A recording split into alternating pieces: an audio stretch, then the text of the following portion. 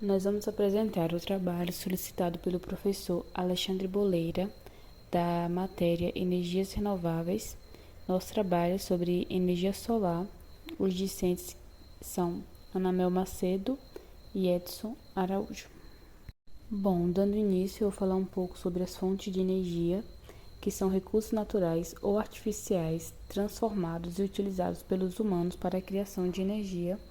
Elas são classificadas em renováveis, quando os recursos usados não acabam com o uso, e também podem ser classificadas como não renováveis, que, como o próprio nome já diz, não se renovam. Então, nesse tipo de energia, os recursos eles se esgotam com o uso e eles são considerados combustíveis fósseis.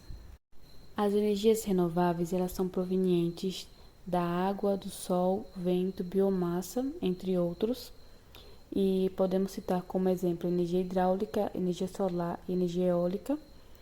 E as energias não renováveis vêm do petróleo, gás natural e o carvão mineral.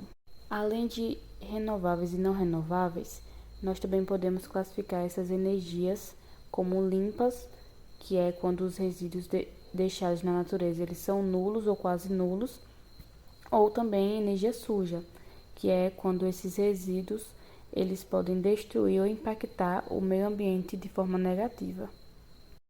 Adentrando mais no nosso tema, vamos falar agora sobre energia solar, que é uma fonte de energia alternativa proveniente da luz e do calor que é emitido pelo Sol. Ela é uma energia limpa, renovável e sustentável. E existem dois tipos de energia solar.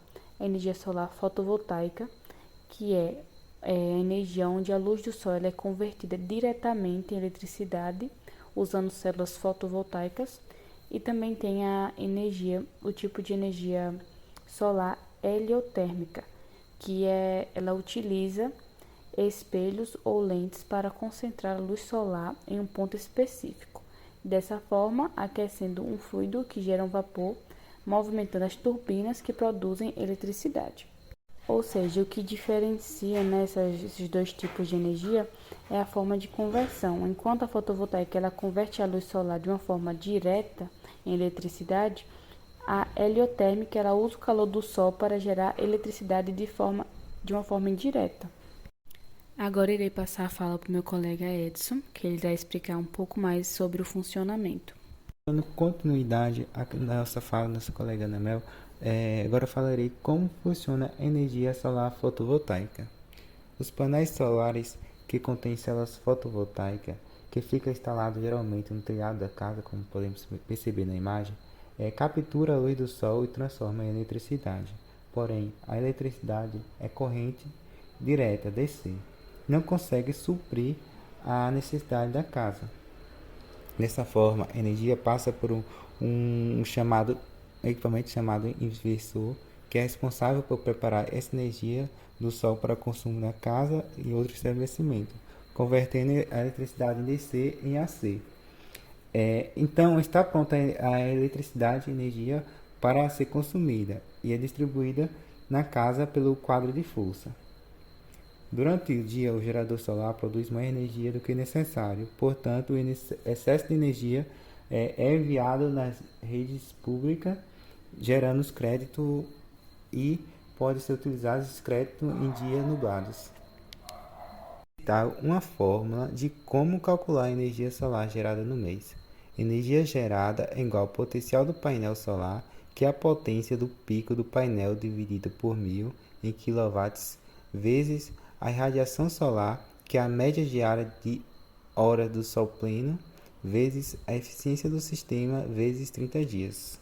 Aqui está os principais consumidores de energia solar. Esse gráfico retrata o percentual de acordo com a distribuição de energia solar, relacionado com cada perfil de consumidor.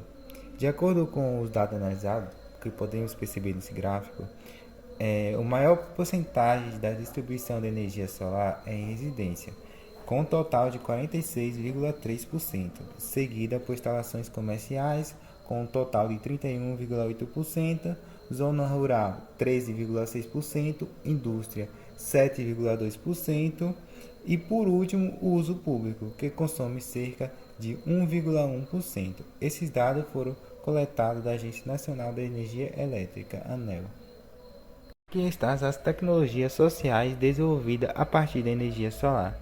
Temos o aquecedor solar, que serve para aquecer a água, o forno solar, que serve para cozinhar alimento, e o desidratador solar, que serve para desidratar as frutas.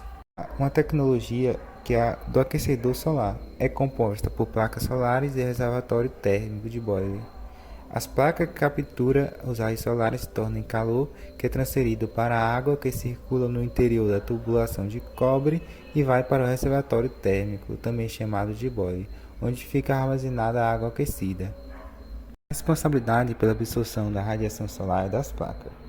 O calor solar que é captado por ela é transferido para a água que circula no interior das tubulações do cobre.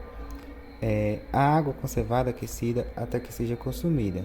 No coletor solar, os raios atravessam o vidro da tampa do coletor e irão esquentar as atletas, que são feitas de cobre ou alumínio, e especialmente é pintada também de cor escura, que ajuda na absorção máxima da radiação solar. O calor então cruza essas atletas, que passa pelo tubo, que geralmente é fabricado de cobre. Depois disso, a água está no interior do tubo, esquenta e vai diretamente no reservatório do sistema de aquecimento da água. A tecnologia social sustentável à base de energia solar é o forno solar, que absorve raios solares e transforma em calor. Com isso, os alimentos são cozinhados. Esse forno é constituído a partir de uma caixa térmica escura com duas tampas, uma de vidro que dá passagem à radiação solar e outra que auxilia a concentração de calor. Dentro desse forno pode chegar até 150 graus Celsius. Uma curiosidade: nessa tecnologia pode fazer cozimento de comida, desde carne até bolo e torta. Basta só colocar a panela dentro do forno e posicionar a tecnologia em uma área ensolarada e esperar a receita ficar pronta, como podemos perceber aqui nessa imagem.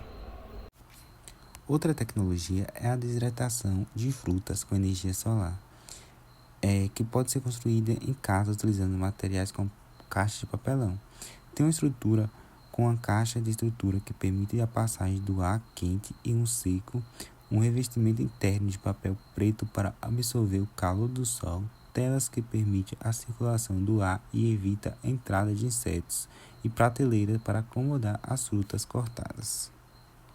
O número 7 do ODS ele traz como tema energia limpa e acessível, e o seu objetivo é garantir o acesso a fontes de energias fiáveis, sustentáveis e modernas para todos.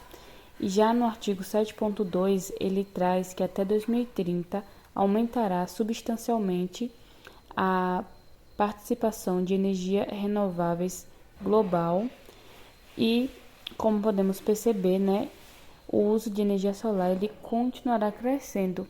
Agora eu darei continuidade falando um pouco sobre o uso de energia solar no semiárido. Na região semiárida, o uso da energia solar está crescendo gradativamente. Isso se dá principalmente às condições dessa região, que tem altas incidências solares e também possui grandes áreas disponíveis. Então, esses são fatores que facilitam essa instalação. Então, o uso da energia solar no semiárido, ele vai reduzir, ou como já reduz, a dependência de outras fontes de energia, principalmente no período da seca, porque nesse período a energia hidrelétrica ela diminui sua produção.